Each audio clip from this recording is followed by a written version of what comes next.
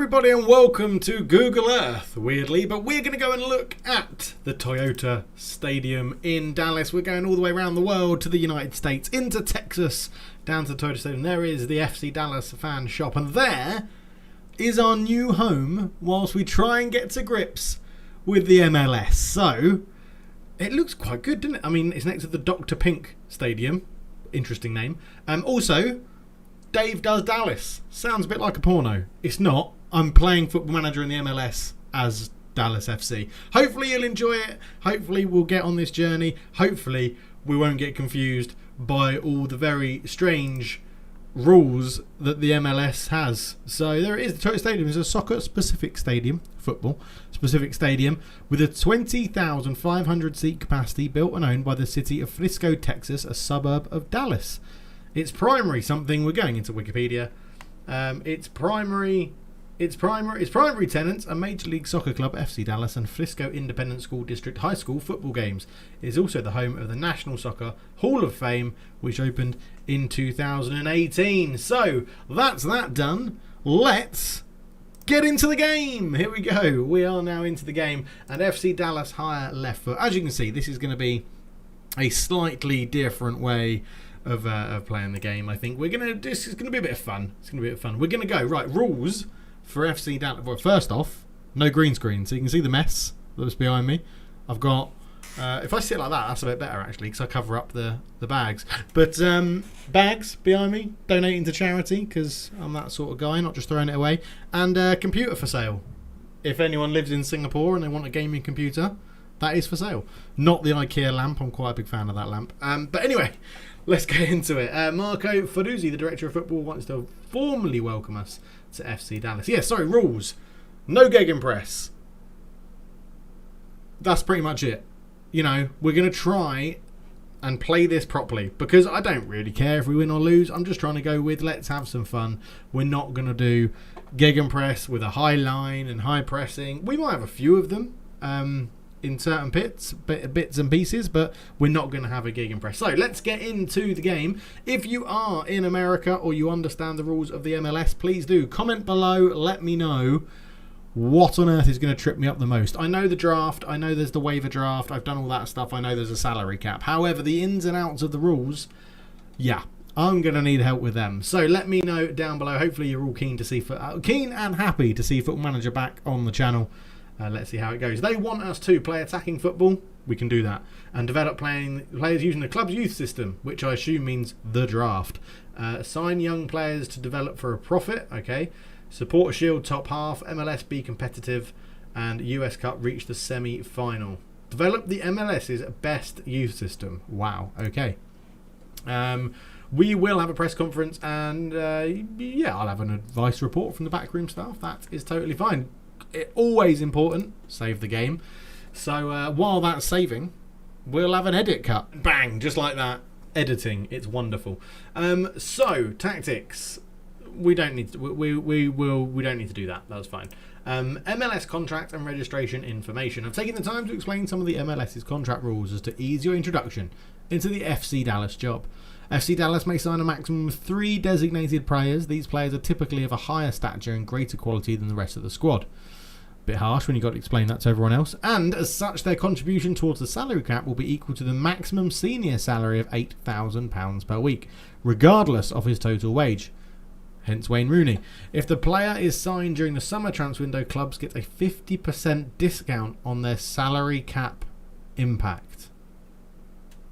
Okay. However, a designated player 20 years old or younger, referred to as a young designated player, only counts as £2,200 pounds per week against the club's salary budget, whereas a young designated player 21 to 23 years old counts as £3,000. The budget change for the mid-season signing of a young DP is £2,200, and this amount cannot be lowered with general allocation money. However, it can be lowered using targeted allocation money instead. Clubs will not have to buy the third DP roster slot to accommodate a young designated player. There are 2 main types of squad registration slots in the MLS, senior and off-budget. Players registered on a senior slot will always count towards the salary cap. Off-budget players are given an exemption.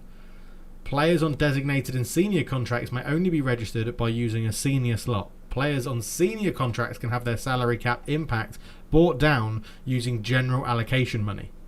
Players earning the league minimum salary of $1,000 per week are on a senior minimum salary contract and may be registered using either a senior or off-budget slot.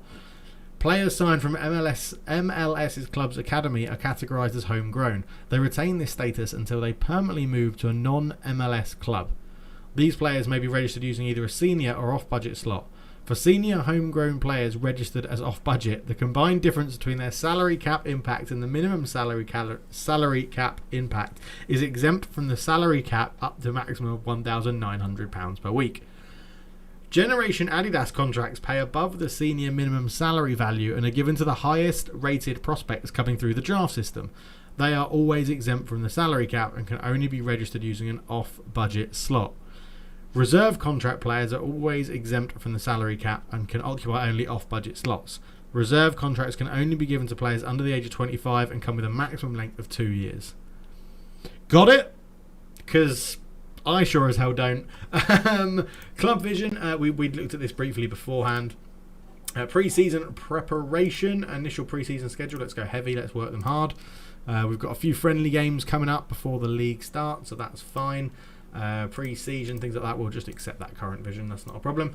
And right, we've got good youth facilities. Matt Hedges should be our captain, apparently. He's 28, he's a centre-back, he's not brilliant, but he's 6'4", so that is fine. Rito Ziegler is a 32-year-old Swiss left-back. Well, let's get into the squad.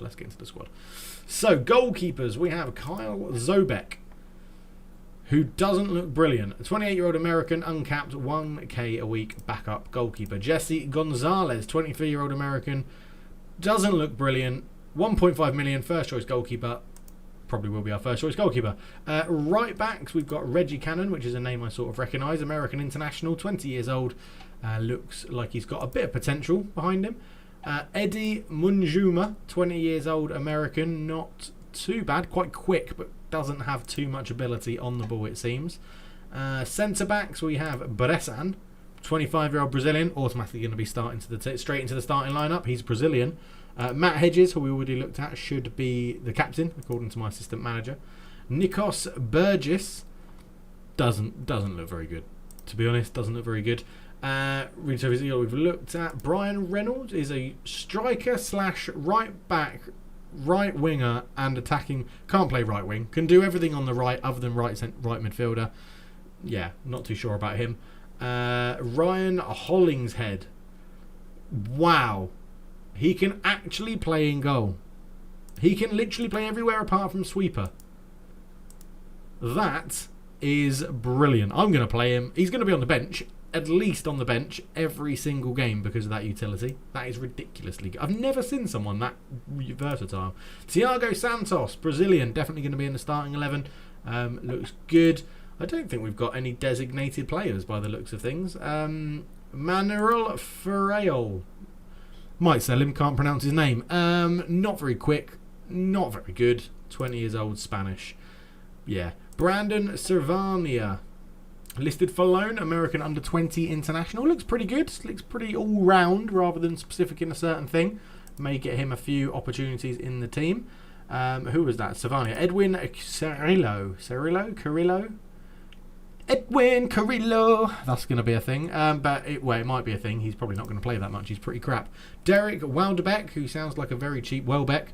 5'8", not brilliant.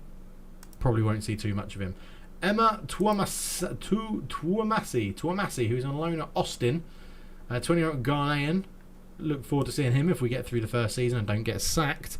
Paxton Pomykal. Looks not too bad. American. Pomykal maybe thinks he might have some Polish in him. That's not what I wanted at all. Information is what I wanted.